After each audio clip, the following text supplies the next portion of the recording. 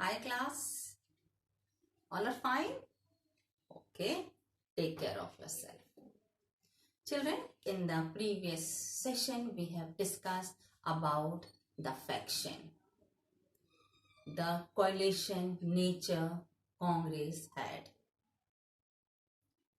हमने पीछे टॉपिक में गुटों के तालमेल के बारे में पढ़ा, जहां प्रत्येक वर्ग के लोगों को, चाहे उनकी सामाजिक धारणाएं अलग हो, अलग अलग समाज के बिलोंग करने वाले हो या उनकी विचारधाराएं अलग हो, सभी को कांग्रेस में वेलकम किया जाता था. They had space in Congress.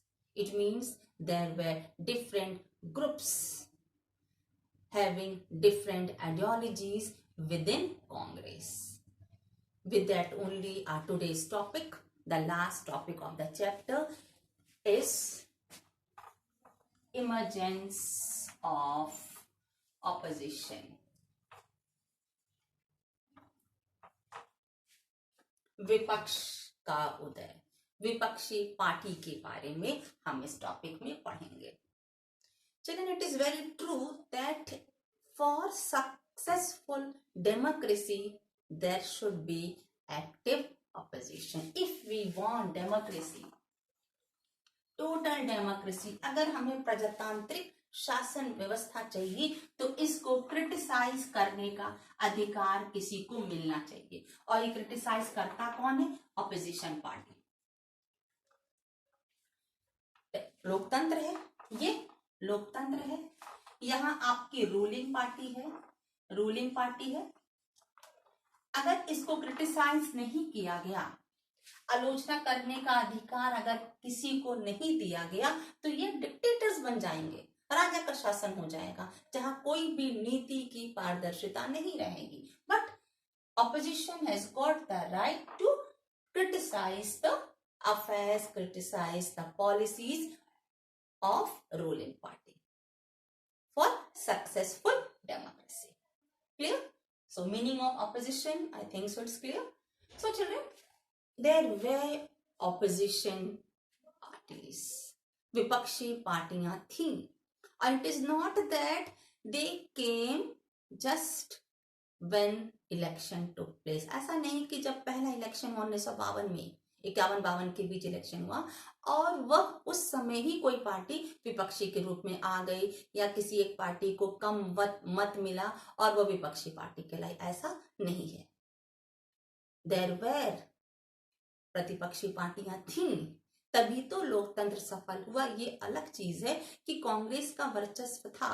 वर्चस्व क्यों था? That we have already discussed. But there were parties. Of course, they were not able to prove their majority. They got minor seats, but there were opposition political parties. For example, we have already discussed about Communist Party of India.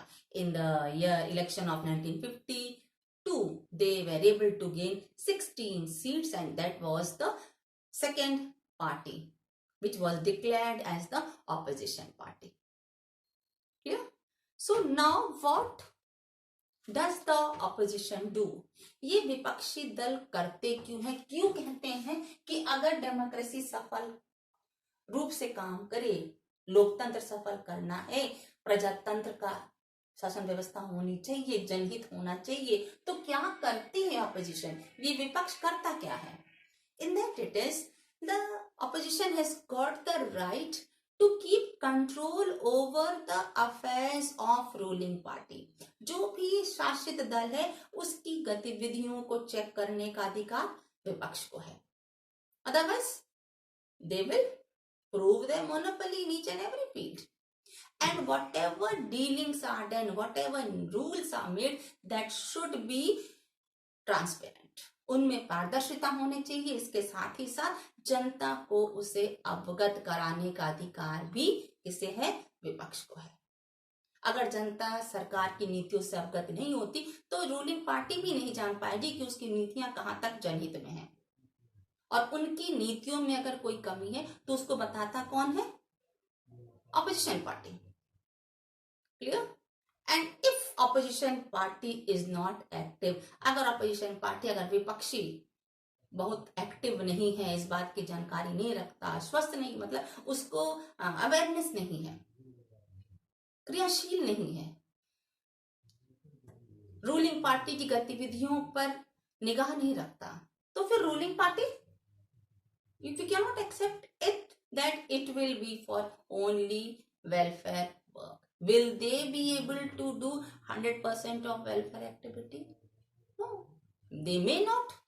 Of course they will do, they will try to do, because they want to win the seats in the next elections also, but still for those 5 years, for a better environment, for peace and harmony, to keep control over the ruling party, the opposition play its important role. Clear, children? Next, when we relate to Congress at that time, children, there was a little different environment if we compare it with today. At that time, the members of ruling party as well as the members of opposition party, they had mutual respect with each other. ये दोनों ही party, चाहे वो ruling party के member हों चाहे विपक्षी हों, दोनों ही पार्टी के मेंबर एक दूसरे का सम्मान करते थे. Clear? And for example, it is said that Jawaharlal Nehru was fond of Socialist Party. उनका सोशलिस्ट पार्टी के लिए काफी स्नेह था. Even he invited Jayaprakash Narayan, who was the member of Socialist Party, to join his party, whatever the reason was. Whatever that is not a question to discuss, but he was invited.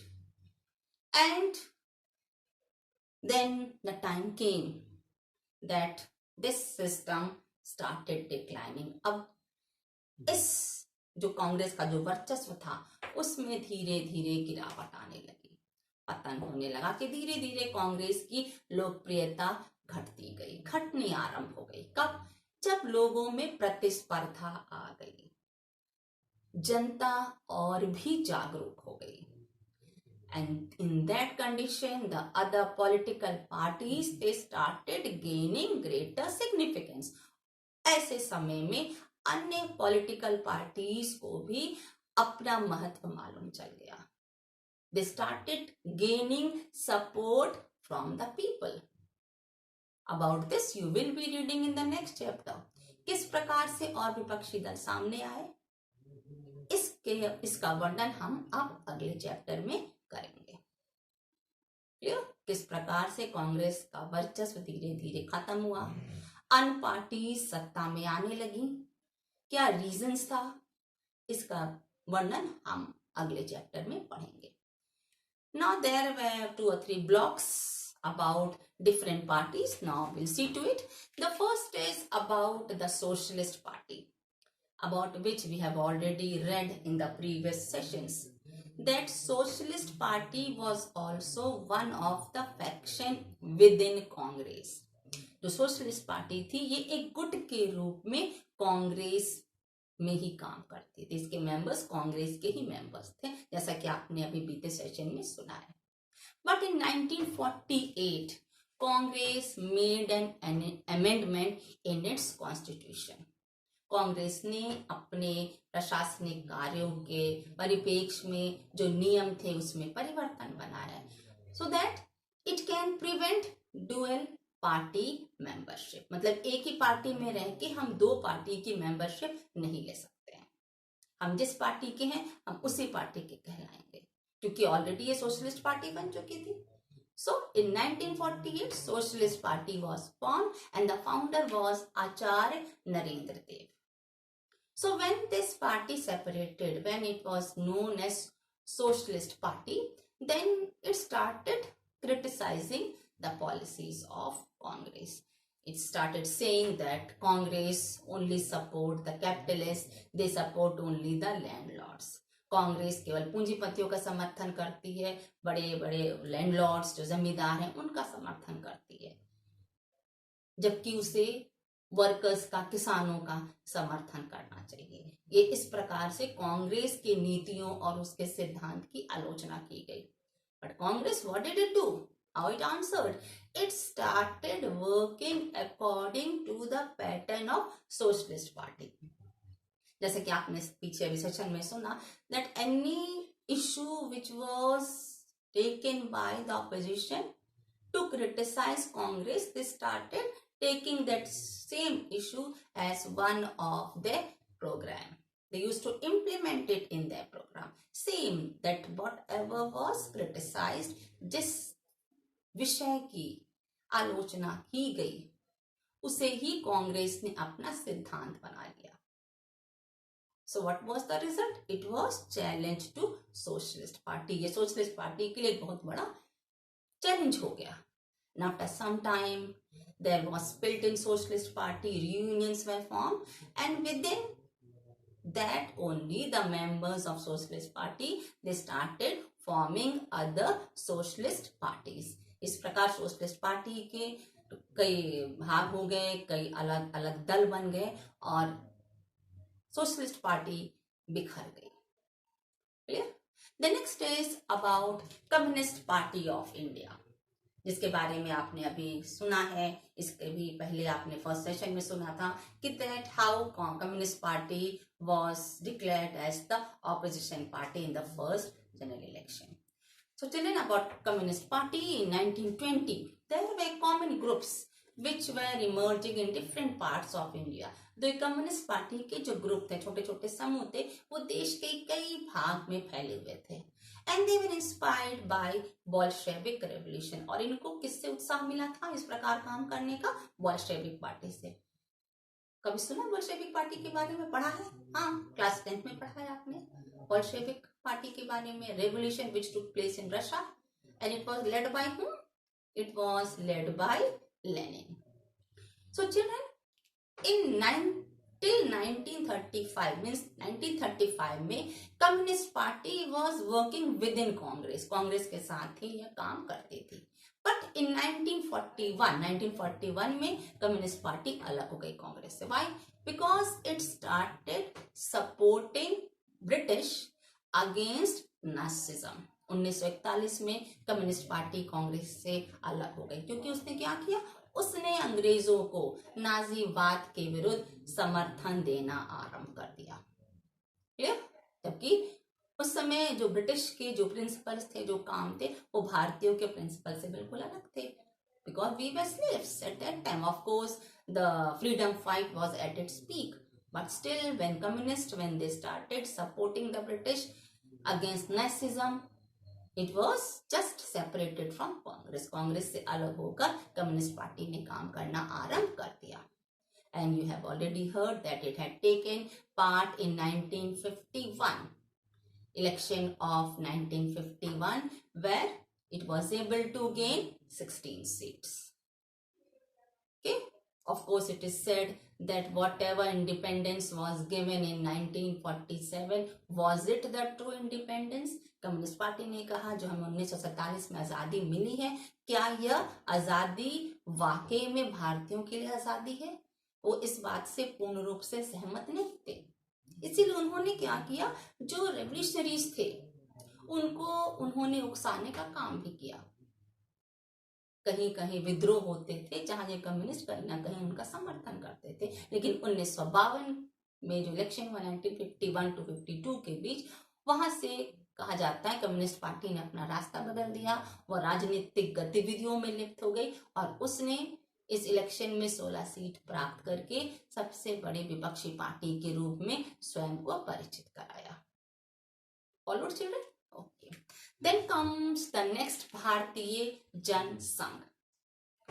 This was formed in 1951 by Shyama Prasad Mukherjee and as founder president, and then founder Deen Dayal Upadhyay, he was the general secretary and later he became the president. Clear? And then it is said that in this party they emphasized on the idea of one country, one culture and one nation. इनका एक उद्देश्य था, एक slogan आप कह सकते हैं, एक देश, एक संस्कृति और एक राष्ट्र इनका सिद्धांत था. इसीलिए भारत पाकिस्तान का विभाजन हुआ, उसमें भी इन्होंने अखंड भारत जैसे शब्द का प्रयोग किया था, शायद आपको याद होगा. And it is said that they took part in the elections of 1952 and 1957. भारतीय जनसंघ ने 1952 और 1957 के जनरल इलेक्शन में भाग लिया. It is very true that they were able to gain just nominal seats, 3 से 4 सीट ही इन्हें इलेक्शंस में मिली, लेकिन इन्होंने राजनीतिक गतिविधियों में अपनी भूमिका निभाई थी. और इनका सबसे बड़ा काम था, इन्होंने इस बात के लिए आप कह सकते हैं आंदोलन किया, एजिटेट किया, that they wanted to replace English with Hindi as official language. इन्होंने इस बात पर बल दिया कि ऑफिशियल लैंग्वेज इंग्लिश ना होकर हिंदी होना चाहिए. सरकारी कार्य जितने भी हैं जो उनकी भाषा है वह हिंदी भाषा का प्रयोग होना चाहिए, जिससे हमारी जो संस्कृति है उसमें कंटिन्यूशन बनी रहे, कहीं वह लिप्त ना हो जाए. It should not be you can say affected by western culture. Followed? So children, today we have finished this chapter. In the next session you will be getting the assignment.